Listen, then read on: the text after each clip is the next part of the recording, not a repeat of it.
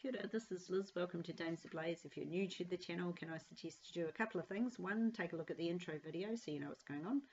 Two, subscribe if you're not already. And three, at the end of the video, if you have liked the video, please can you give it a like? That just helps things move along a little bit. For those of you who aren't new to the channel, you'll know what we're up to. So we are in John chapter 6 today. Grab your Bibles, we'll dig on in. We're looking today at verses 8 and 9, and I will read them to you now. Remember, we are just ahead of the feeding of the 5,000. So, one of his disciples, Andrew, Simon Peter's brother, said to him, "There is a lad here who has 5 barley loaves and 2 small fish, but what are they amongst so many?" So last week, Philip was prominent. He looked out over the people and concentrated on the needs that sat before them. This week, we're looking at Andrew. He looks out over the people and concentrates on what they have available to them. You could see them contrasted by how great the need is in Philip's eyes and how small the ability to help is in Andrew's eyes. They represent, I think, the optimistic and the pessimistic views of life. Either way, we get a smidgen of information about these two fairly obscure disciples. They're not the most obscure. That would be Simon the Zealot, who we literally never hear from, but they're pretty obscure. This little glimpse into them doesn't tell us much, but it at least tells us that Andrew has a more practical, optimistic view of the world than Philip. On to the text then. So, one of his disciples, Andrew, Simon Peter's brother. That's how we're introduced to him. Andrew is linked with Peter a number of times in the Gospels, which has led a lot of scholars to suggest that Peter was the more well-known of the two, and that there is some evidence to back that theory up. Andrew wasn't picked out by Jesus for those extra little side trips, like the one up to the top of the mount or into Jairus' daughter's bedroom, for instance. Which is not to say that Andrew was any less important to God, just that there was some preeminence within the 12 that Jesus did appear to set in place. Interestingly, it might just turn on its head one of the patterns of the Bible. I mean if, as most assert, Peter is the elder of the two brothers. So the evidence to support that is that he seems to be the one in charge of their fishing business. He's already married, Andrew is not. There seems to be some deference shown to Peter by the others in the group, which could mean that he was the eldest. And if that is indeed true, it is a bit of a reversal of one specific biblical pattern, and that is the recurring theme of the firstborn, never actually given what we consider the rights of the firstborn. For instance, Cain is born first, but God looks more favourably on Abel's offering. Japheth is the eldest of Noah's sons, but it is Shem that is the forefather of Jesus. Jacob is the second born, yet he's the one who becomes the father of Israel. Joseph is one of the younger sons, and yet he is elevated above all. I could go on and on and on. The Lord seems to delight in choosing the least, the youngest, the overlooked. And yet here amongst the 12, it seems all of that is turned on its head. We can't say for sure, of course, because the Bible doesn't literally state that Peter was the eldest. It's just food for thought. So Andrew then. Andrew is mentioned in the Muratorian fragment on the canon, which was a document that was discovered in the Ambrosian Library in Milan in 1740. This little document contains a partial list of the books of the New Testament. And here is a portion of what the author, Pius of Rome, wrote. He said, or wrote rather, "The fourth of the Gospels is that of John, one of the disciples. To his fellow disciples and bishops who had been urging him to write, he said, 'Fast with me from today to 3 days, and what will be revealed to each one, let us tell it to one another.' In the same night it was revealed to Andrew, one of the apostles, that John should write down all things in his own name while all of them should review it." So Andrew was still alive then when John started to write his gospel, according to this fragment. We don't know if he was there at the end. So tradition has Andrew dying in 60 AD in the town of Petra in Greece on an X-shaped cross. hence that particular cross being called the St. Andrew's cross. The Gospel of John is believed to have reached its final form between the years 90 and 110 AD. And so if those dates are all right, then certainly Andrew was not there when John finished his Gospel. Anyway, back to our Bible. So Andrew says to Jesus, "There is a lad here who has 5 barley loaves and 2 small fish." So the original Greek here is kind of funky. It says, "Exists a lad here." I had to tell you that because it tickled my funny bone. Anyway, this little byplay with the small boy is quite interesting because none of the others mention him or Andrew's part in any of this. Mark mentions that Jesus is the one who asks them to find out how much food they have, which doesn't contradict John, right? You know this. Mark gives you the question without the answer. John supplies you the answer without giving you the question. The other 2 Gospels just go straight to telling you that there are 5 loaves and 2 fish involved in this miracle/sign. So Andrew brings the lad, just as he brought his brother Peter and the Greeks to Jesus. Seems like every time we see Andrew in John's Gospel, he's bringing someone with him. There's like only one time where he's not. So what does that tell us about Andrew? Well, he was approachable, clearly. Not as scary as his brother, perhaps. He was able to work with the Greek contingent that came to see Jesus, so obviously didn't have a problem with other nations. Seems like Andrew was a nice guy. Nice guys don't often get the notoriety or fame, but the world would be a less friendly place without them. The small boy, now I know I read lad, but the original word is pahidarion. It means a little boy. A little boy then brings a little offering. Now there is an emphasis here on the size of things they had, right? Compared to the size of the crowd and even the grass. There is much grass and it is a great crowd. The offering, however, is small. The small offering consists of 5 loaves and 2 fish. All Gospels record the amount. It's all the same amount, but there are differences in how it's worded, right? So John gives you the type of loaf, barley.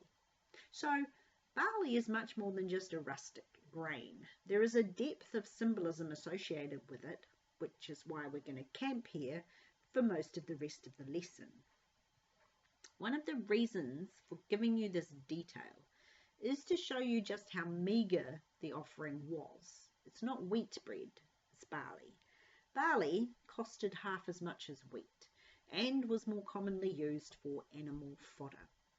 It was for the poorest of the poor. So we're looking at a small boy with some poor bread. Probably not flat bread though, because the word here is atos, derived from aero, meaning to raise or lift. So it's at least 5 risen loaves, but it's a poor man's meal at best. The rest of the reason for mentioning the barley is hidden in what barley represented to Israel and about Israel. So we're going to have a long journey through some pretty obscure biblical passages. Hang on to your hats. Barley is the first grain crop to ripen in Israel, preceding wheat by at least 2 weeks. It becomes ripe in either our March or April, and so is the symbol of spring. The Hebrews used to call this month Abib. It's now called Nisan. It's the first month of their year, and it literally means green ears, due to the ripening of the barley. The first harvest was reaped just before Passover, and it ended around the festival of Shavuot, or Pentecost. In fact, the timing of Passover is actually bound to the grain itself. So the priest would go out on the first day of Abib to check if the heads are open. If there was, then an announcement would go forth that Passover would be in 2 weeks. However, if the grain was still closed, they would wait another month. If this happened, another month would be added to the previous year, i.e. they wouldn't start the year until the barley harvest, right? I know this all sounds a bit weird to us, but the Hebrew month ran with the moon's cycle, which is only 29.5 days. Which means every year you're a few days out of kilter with the seasons of the natural world. In order to keep everything in step, there would be an extra month added every 2 or 3 years. Kind of like us adding an extra day every 4 years to even out our calendar.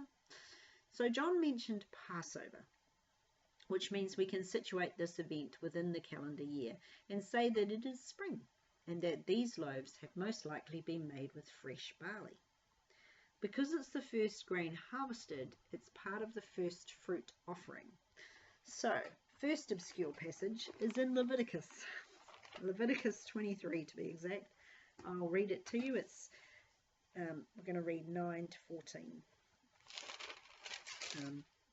The Lord spoke to Moses, saying, "Speak to the children of Israel, and say to them, when you come into the land which I give you, and reap its harvest, you shall bring a sheaf of the first fruits of your harvest to the priest.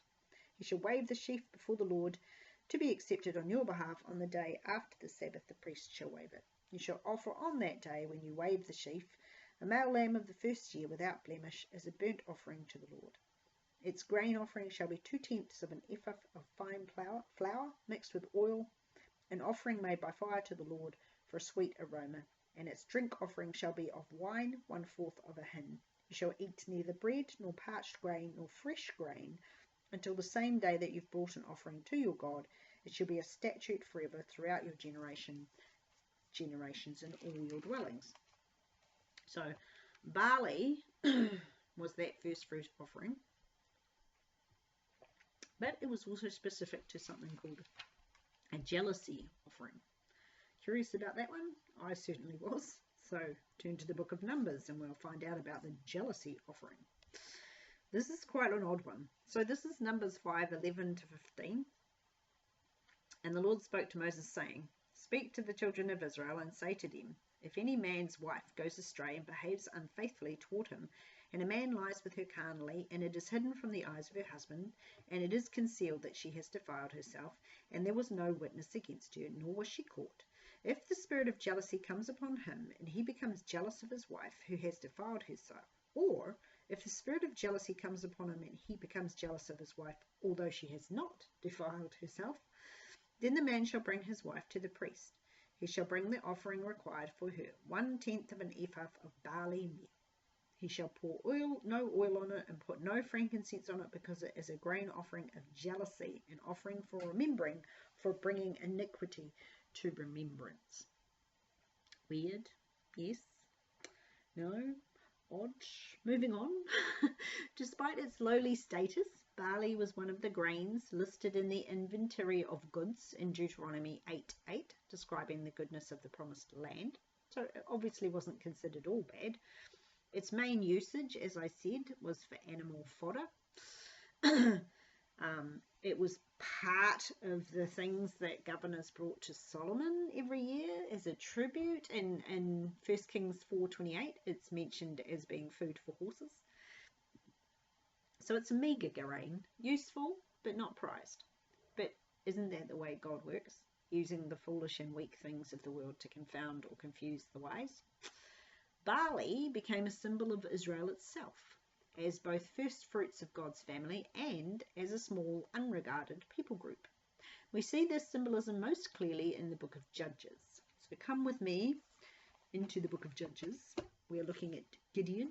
We're going to enter the scene as Gideon is being given his marching orders by God. This is after the whole checking of the sheepskin stuff. So Judges 7 to 14. Then the Lord said to Gideon, by the 300 men who lapped, that means lapped up the water. It's a whole, check out Judges 7 if you want to get the backstory to this bit.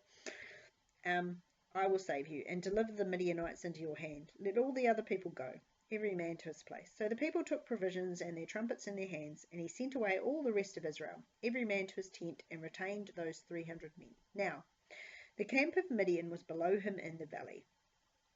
Okay, and it happened on the same night that the Lord said to him, arise, go down against the camp, for I have delivered it into your hand. But if you are afraid to go down to the camp with Purah your servant, and you shall hear what they say, and afterwards your hand shall be strengthened to go down against the camp. So obviously Gideon's still a little fearful, because he grabs his servant and they head down secretly to the camp, right? Now the Midianites and Amalekites, all the people of the east, were lying in the valley, as numerous as locusts, and their camels were without number, as the sand by the seashore in multitude. That's an awful lot of camels. And when Gideon had come, there was a man telling a dream to his companion. He said, I've just had a dream. To my surprise, a loaf of barley bread tumbled into the camp of Midian, came to a tent and struck it, so that it fell and overturned, and the tent collapsed. And then his companion said to him, This is nothing else but the sword of Gideon, the son of Joash, a man of Israel, for into his hand God has delivered Midian and the whole camp. Interesting point. This is that when Gideon was first called by the Lord to go and take on the Midianites, he protested with this cry, "O Lord, how can I save Israel? Indeed, my clan is the weakest in Manasseh, and I am the least in my father's house." Like I said, God loves to use the weak and foolish things of the world. In fact, it seems he delights in using those things that every other government and army and whatever would look over and dismiss as useless. In his first letter to the Corinthians, Paul calls Jesus the first fruits of the dead. In this regard, he's looking at Jesus as barley, the first fruit of the land. In this reflection, he is seeing Jesus as one of the common people, representing not the kings or the high priests, but rather the man on the street, the beggar, the prostitute, the dross of society, the ones that might be considered arrow fodder by kings and princes, the ones that the high priest didn't care for at all, and I mean that in both ways. God will turn all those human-led concepts of power and prestige on their heads. His truly is an upside-down kingdom where the last are first and the first are last, where barley can take on an army of Midianites with only 300 men and triumph. Barley, fed to animals, trampled underfoot, treated with disdain by those in power, is a grain that becomes almost magical in the hands of the incarnate God. With it, Jesus will feed over 5,000 people, and they will not just be fed with it, but fed well, with some left over. Who knew there was so much hiding in a simple barley loaf? Alongside the bread, the boy has a couple of small fish. John uses a different word for fish than the others. They all use ichthus, which means fish. But John uses opsation, meaning a little fish. The root of that word is optos, which means roasted or boiled, leading some of the scholars to say that this is the type of fish dish that's made to be eaten with bread as a condiment or a relish. However, John uses the same word for the fish that the disciples catch on the morning after Jesus' resurrection, and they certainly weren't relished then. They'd only just been caught. Could simply be that John is speaking of the size of the fish, small ones, to fit in with the smallness of the other elements in the passage, the small boy, the small poor, loaves, and the small fish. The emphasis being on the smallness of the repast available, which is hardly going to be adequate in the circumstances. And it could also be that John is telling you that the boy had the makings of a dinner. A small dinner, befitting a small boy. A poor dinner, befitting a poor family. For surely the boy's family is in amongst the multitudes somewhere. Either way, what we have is a meal for perhaps 5 people. Not a meal for over 5,000 people. As Andrew says, what are they amongst so many? It's what we'd all think, isn't it? Possibly it's what we think about ourselves at times. Perhaps our talents are few or small, and we wonder what good are they, but we should never disregard the small things. God certainly does not. What then will Jesus do with this small repast? You should know the answer to that one, but we'll delve into that more next week. This week, consider the smallness of the elements, the rustic, homely quality of them. You wouldn't expect great things from these small elements. Small children, lowly bread, couple of fish. Fools would look at these elements and say that God could do nothing with them. But they forget that God once took dirt and formed a man. They forget that he took a shepherd boy and made him king. We serve a God who doesn't disregard the smallest of things. Jesus said, "Consider how the lilies grow. They do not labor, nor do they spin. Yet I tell you, not even Solomon in all his glory was adorned like one of these. If that is how God clothes the grass of the field, which is here today and tomorrow is thrown into the furnace, how much more will he clothe you, O ye of little faith?" God looks after even the smallest of things, the things we would tend to overlook all the time. So if you're feeling small, remember the barley seed. Remember how dismissed it was, how little it was considered, and yet how great anything can become in the hands of the Master. That is all I have for you this week.